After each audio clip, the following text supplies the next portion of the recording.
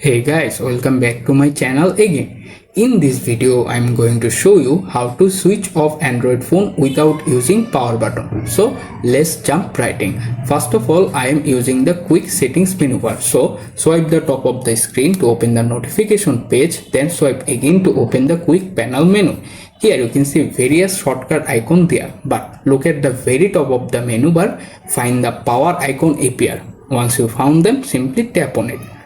After the pop-up page, here you can see basically various options such as power off, restart, emergency call, lockdown mode or medical info.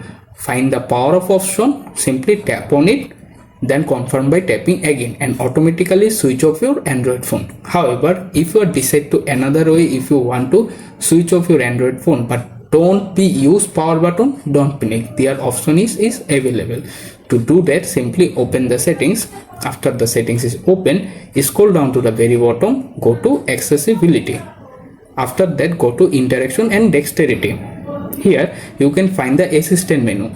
If you turn off your phone, simply turn it on first. I am already enabled my phone. After you turn it on, you can see the accessibility pop-up icon. Once you found them, simply tap on it. This is the assistant menu icon.